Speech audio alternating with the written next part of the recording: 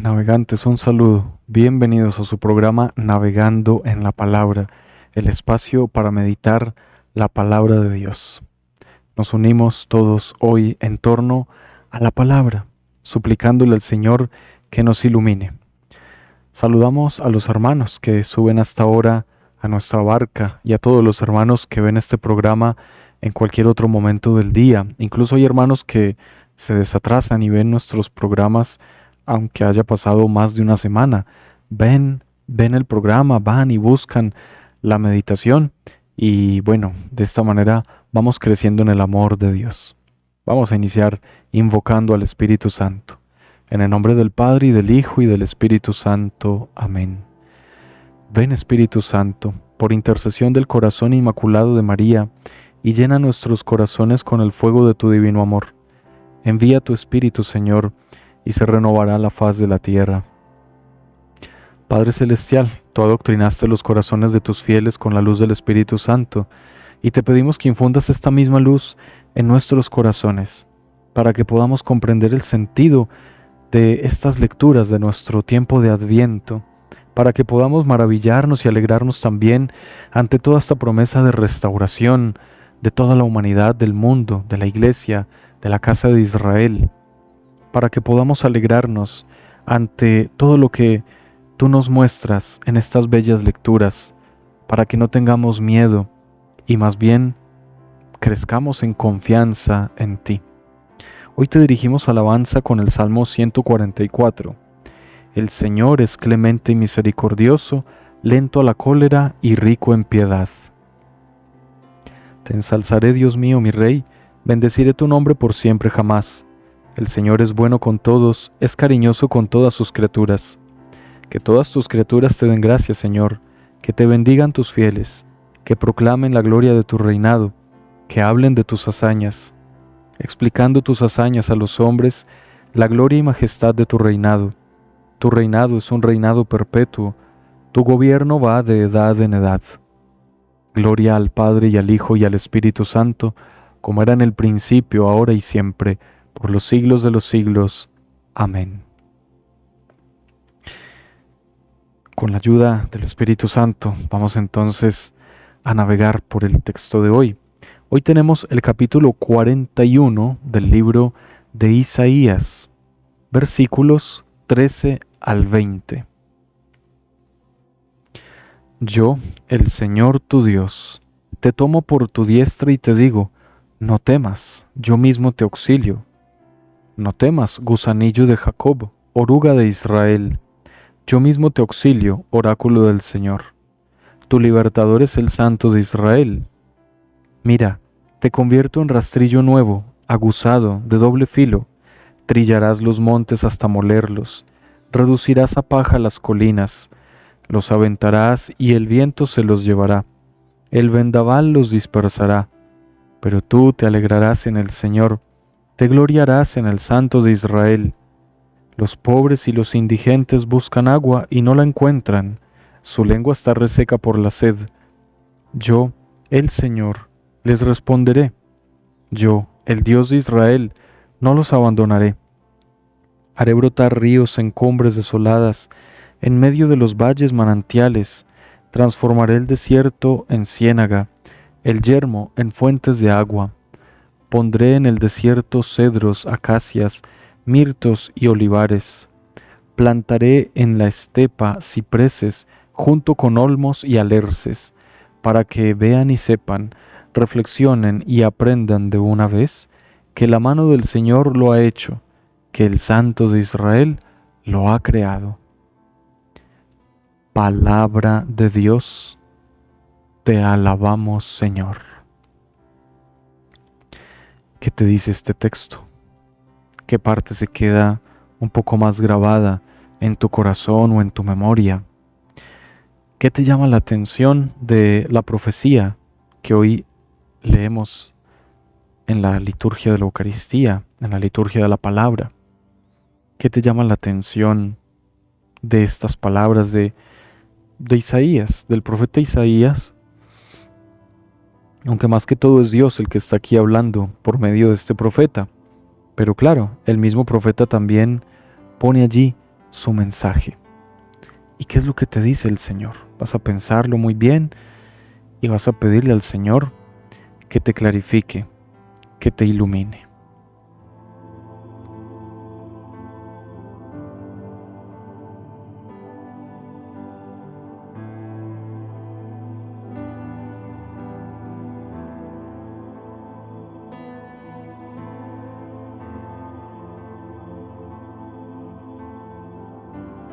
Y después de pensar lo que, lo que te dice este texto, vamos entonces ahora a navegar por este capítulo 41, versos 13 al 20 de Isaías. Nos dice: yo, el Señor tu Dios, te tomo por tu diestra. Vamos a pensar en ese gesto, te tomo por tu diestra. El otro día estaba leyendo acerca de pedagogía infantil, pero desde el punto de vista más psicológico, es decir, psicopedagogía infantil. Es mi enfoque. Entonces, muchos autores recomiendan cuando se le va a decir a los niños algo que queremos que quede en su corazón, que comprendan, cuando queremos que nos sientan cercanos a ellos, para ayudarles a quitar el miedo, a sentir confianza y por lo tanto asimilar mejor una noticia o una enseñanza o un mensaje, debemos bajarnos, ponernos a su nivel, agacharnos y ojalá tomarlos de la mano. Ese gesto de bajar y tomarlos de la mano ayuda para que los niños asimilen mejor un mensaje, para que aprendan mejor algo que les estamos enseñando, para que acaten mejor una norma. Por ejemplo, tu hijo rayó las paredes, tu hijo pequeño o tu niña de 2 o 3 años. Antes de gritar terriblemente porque dañó la pintura nueva y costosa, mira, lo que debes hacer es bajar. Tú te agachas, doblas tu rodilla, bajas a su nivel, le tomas la mano o ambas manos, le pides que te mire y le dices serenamente pero con voz firme: esto no se puede hacer, no lo puedes volver a hacer. Tienes que ayudarme a conservar las paredes limpias, porque así se ve más bonita la casa. Si quieres hacer tus dibujos, me dices que yo te presto hojas, papel para que rayes, pero no vuelvas a rayar las paredes. ¿De acuerdo? Y entonces tu hijo se incomodará un poco, pero dirá sí.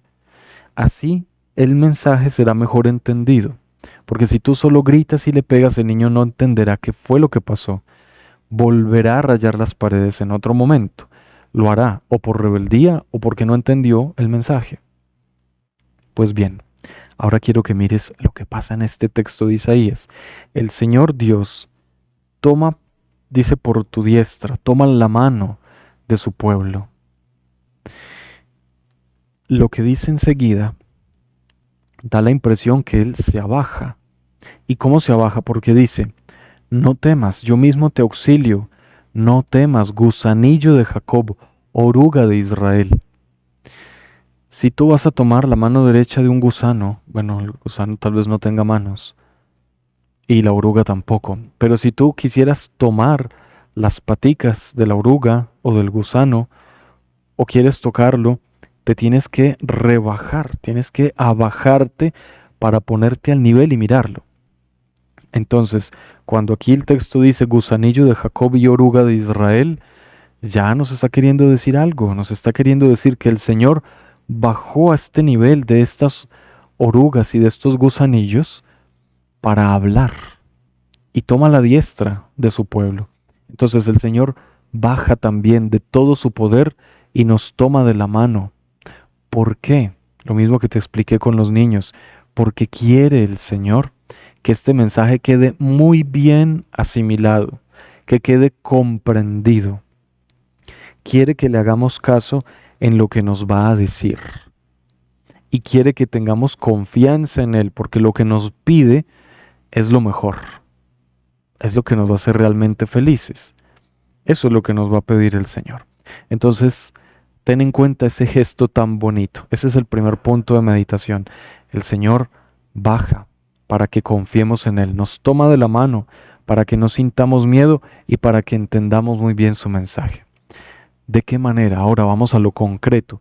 ¿Cómo hace el Señor para bajar y tomarte de la mano?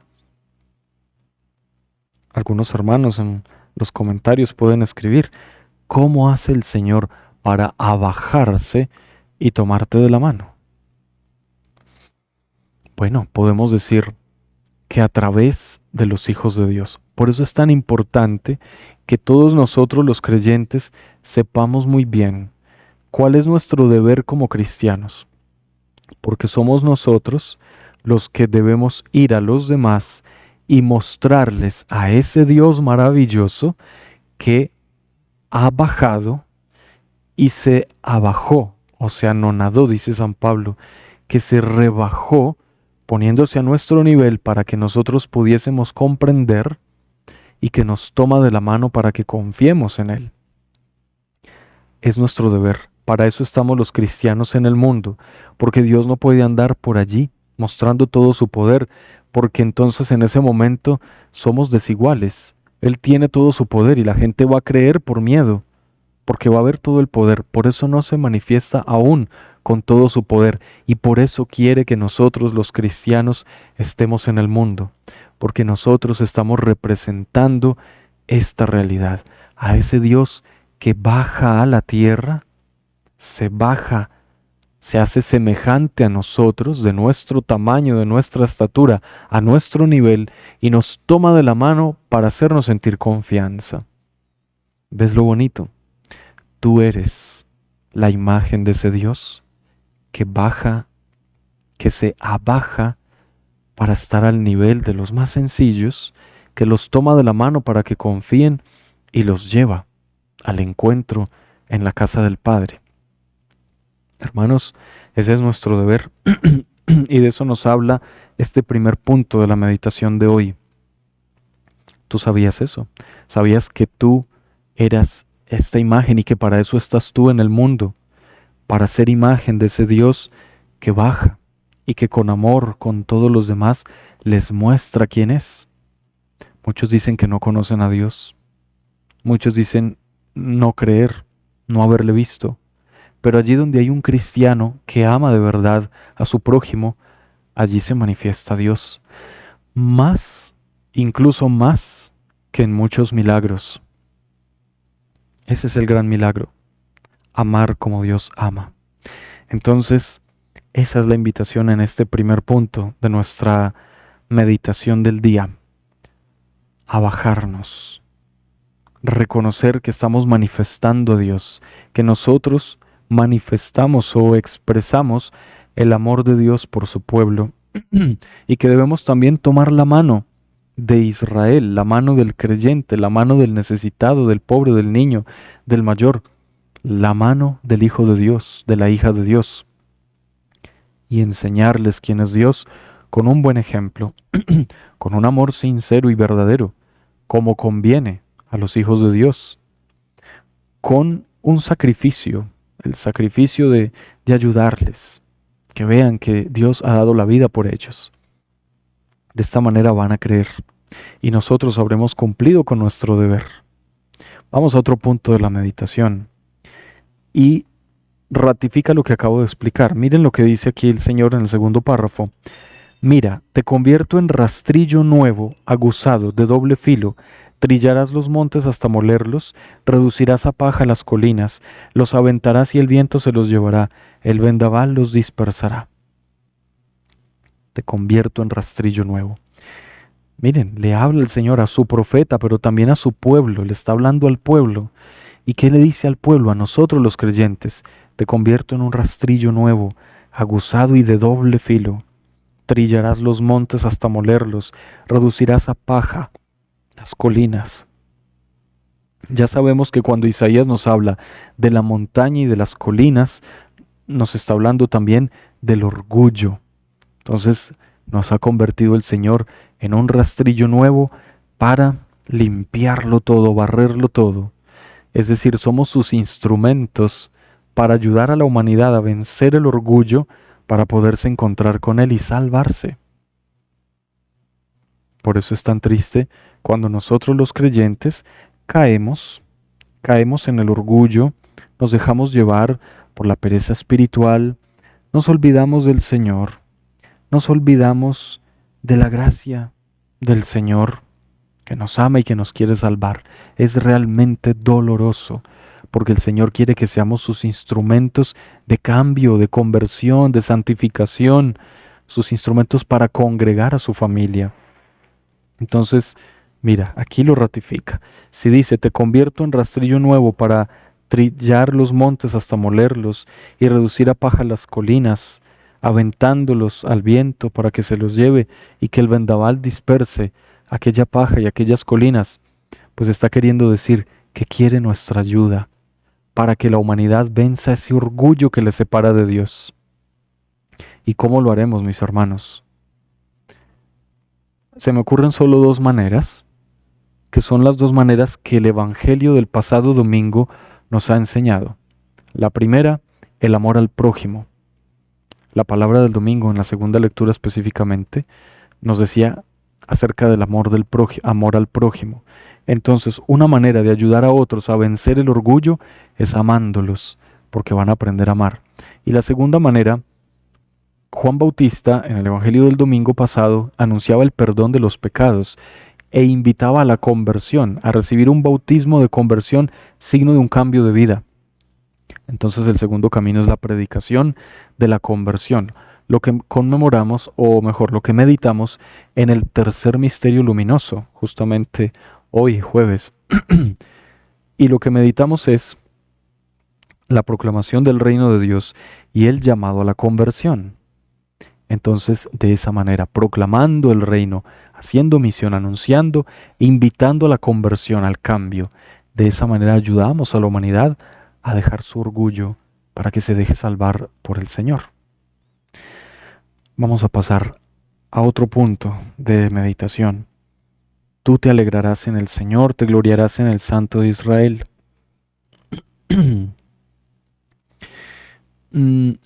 Esta partecita corta, ahí me detengo, porque quienes le servimos al Señor, quienes ayudan y son conscientes de ser instrumentos en manos de Dios para la salvación del mundo, terminan en una gran alegría y con un gran gozo, el gozo de estar sirviendo al Rey eterno, al Rey del cielo y de la tierra, a Dios nuestro Padre. Entonces, siempre quien le ayuda a Dios, siempre está alegre, tranquilo, confiado.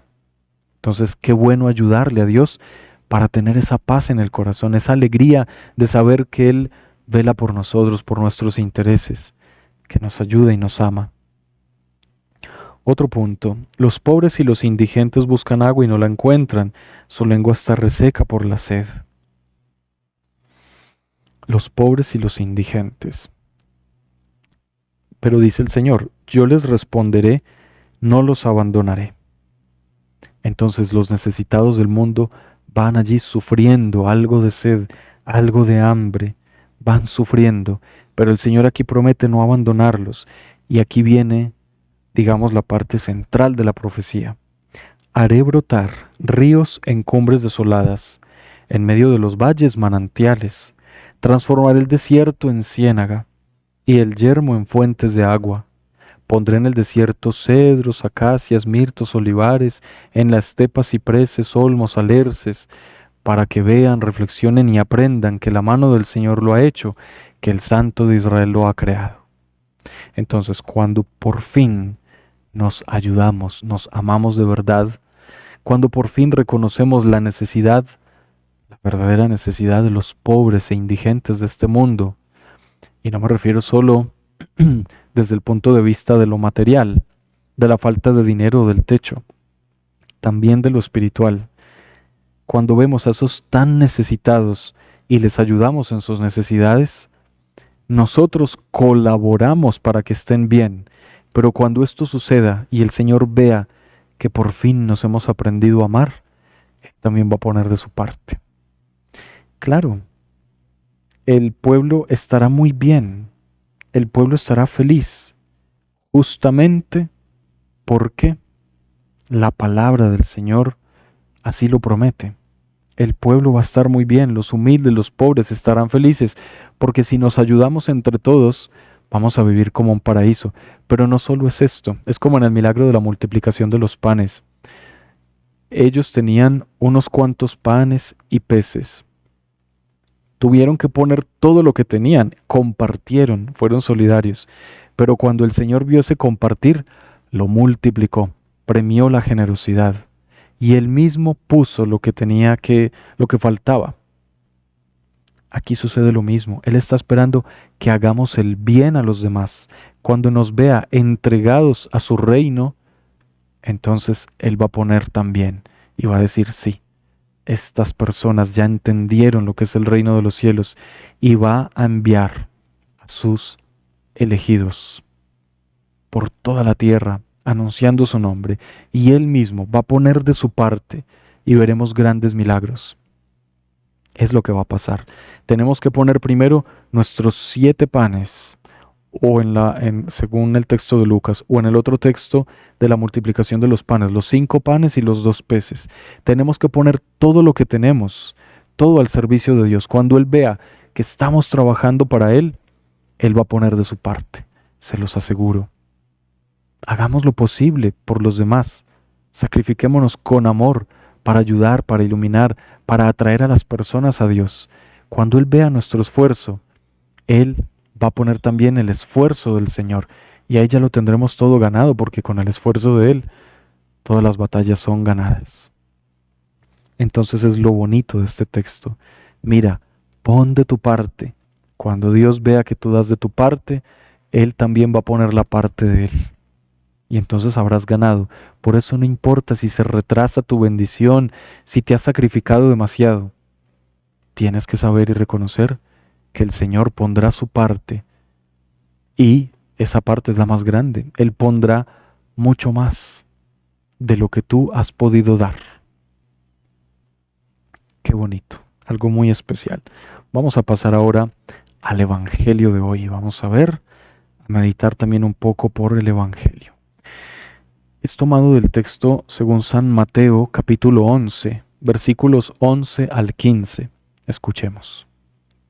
En aquel tiempo dijo Jesús al gentío: en verdad les digo que no ha nacido de mujer uno más grande que Juan el Bautista, aunque el más pequeño en el reino de los cielos es más grande que él.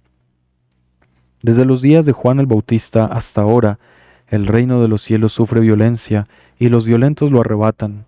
Los profetas y la ley han profetizado hasta que vino Juan. Él es Elías, el que tenía que venir, con tal que quieran admitirlo. El que tenga oídos, que oiga. Palabra del Señor. Gloria a ti, Señor Jesús. Hermanos, lo primero que quiero decir del Evangelio es que el propio Jesús dice aquí que Juan es Elías el que tenía que venir. Muchos hermanos, lamentablemente, andan por allí proclamando que Elías volverá para el fin de los tiempos, Enoc y Elías, porque fueron arrebatados en un torbellino de fuego. Y lo dicen, y es una figura del Antiguo Testamento, pero esa creencia de ese Elías que habría de venir, ya Jesús la resolvió, y aquí dice, miren, era Juan el Bautista, de él se trataba, no es que vaya a aparecer al final de los tiempos otro Elías, o el profeta Elías como tal, no. Tal vez en el Apocalipsis hay una parte que dice sobre los 2 olivos que aparecerán, pero es un signo, posiblemente se refiere a los sacramentos, porque si hablan de olivos, el olivo es el sacramento, por el óleo santo. Entonces, bueno, eso es tema de meditación para cuando estemos meditando el Apocalipsis. Pero aquí en este caso lo que quiero decir es que el profeta Juan Bautista es Elías, ese Elías del que decían que llegaría en el momento más especial para el pueblo, y justo llegó en el momento en que había que manifestar quién era Jesús. Bueno, el Evangelio tiene algo muy bonito. El Evangelio tiene un elogio de Jesús a Juan el Bautista, En verdad les digo que no ha nacido de mujer uno más grande que Juan el Bautista. No ha nacido de mujer uno más grande que Juan el Bautista. Aunque el más pequeño en el reino de los cielos es más grande que él. Es un elogio muy grande porque quiso decir, entre todos los seres humanos, el más grande ha sido Juan el Bautista. Seguramente por su humildad, seguramente por su deseo de servir al reino de los cielos y también por la misión que tenía. No ha nacido de mujer uno más grande que Juan el Bautista. Y lo pone y lo realza. Ese es. ¿Por qué? Juan el Bautista seguramente era un gran discípulo, de mucha penitencia, de mucha oración, de mucha entrega.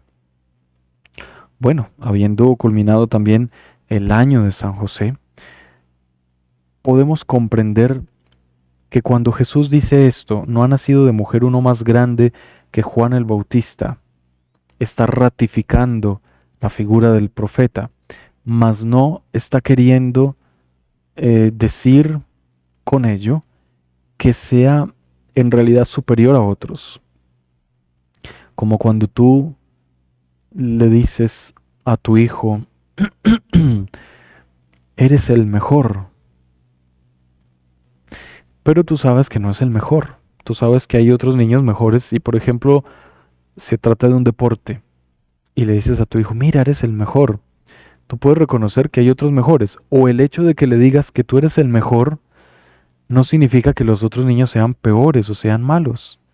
Y no significa que tú vas a ir a decirle a otros niños en su cara que no sirven para nada. ¿Verdad? Significa que tú realzas esa figura. Entonces, debemos tener cuidado con la interpretación rígida de este texto o con un mero literalismo, porque hay que entender que Jesús hablaba también con su manera de ser. Y como cualquier persona que a veces decimos palabras que se pueden interpretar de tantas maneras. Entonces yo le digo a un niño, a una niña, eres la mejor, tú eres la mejor, eres el mejor. Pero eso se lo puedo decir a todos, por cariño. O el hecho de que un niño sea el mejor no significa que los demás no lo sean. Te pongo ese ejemplo para que podamos entender un poco el sentido de esta palabra. No ha nacido de mujer uno más grande que Juan el Bautista. Es un elogio grande que lanzó el Señor a la figura del precursor. Y miren lo que dice. Miren cómo compensa y cómo tengo razón en lo que les estoy explicando, porque la misma palabra lo dice, o sea, no soy yo el que tiene razón, es la palabra la que lo explica. Miren lo que dice a renglón seguido. Aunque el más pequeño en el reino de los cielos es más grande que él. ¿Lo ven? Entonces, lo que quiso decir el Señor, miren, de todo este Antiguo Testamento hasta aquí, el más grande entre los nacidos de mujer, Juan el Bautista. Pero hablando del reino de los cielos, el más pequeño de allá es más grande que él. Miren cómo lo elogia, pero lo deja en su justa medida también, porque la grandeza es la humildad. Por eso tenemos entre los seres humanos a San José y a Santa María. ¿Lo ven? El más pequeño en el reino puede ser más grande que él. Entonces sí fue un elogio, pero al mismo tiempo se reconoce el justo punto. ¿Y qué podemos tomar de aquí para nuestra vida cotidiana? Podemos entender que si bien nuestra vida es muy importante y es el único bien, bueno, tenemos muchos bienes, pero es el bien que le da sentido a todos los bienes. De nada te sirve tener ropa si no estás vivo. De nada te sirve tener una casa si no estás viva. De nada te sirve, bueno, me hago entender, ¿no? Entonces la vida es el bien por encima de todos los bienes y lo que le da sentido a todos los bienes. Entonces, justamente es lo que dice el Señor. Lo que dice es, mira, todas las personas son importantes, todas. Y todas tienen su vida tan importante. Pero la vida debe estar en manos de Dios para que tenga ese valor.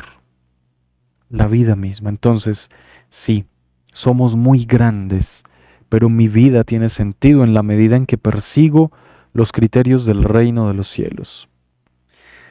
Entonces, mis queridos hermanos y hermanas de Navegando en la Palabra, eso es lo que podemos tomar desde la primera parte del Evangelio de hoy. Nuestra vida es muy grande y puede llegar a ser más grande aún, siempre y cuando esté en las manos de Dios. Es lo que quiere decirte el Señor. Tu vida es muy importante, tus objetivos, tus metas, tus sueños, tus logros, pero todo eso que es importante tiene real sentido e importancia en la medida en que está en manos de Dios. Entonces, hermanos, ¿de qué nos sirve escuchar este Evangelio para entender esto? Que así como Juan el Bautista es tan grande, pero el más pequeño del reino de los cielos es más grande que él, así también nuestra vida es muy importante, pero cuando la ponemos en manos de Dios es cuando tenemos realmente todo su sentido y su valor, no porque antes no lo tuviera, sino porque es en manos de Dios en donde las cosas tienen su verdadero significado, en donde realmente valen. Porque si tú pones tu vida en el mundo no va a valorar tu vida como la valora Dios. Puedes decirle lo mismo a tu familia. Puedes decirle a tus hijos, hijos, está bien que tienen sus amistades y salen y son muy felices, pero nadie en el mundo los va a valorar como yo lo puedo hacer. Eso es lo que les dirán a sus hijos, a sus familias, incluso a la pareja. Mira, sí, está bien, mucha gente te valora, pero nadie te podrá llegar a valorar como te valoro yo. Eso es lo que se podría decir.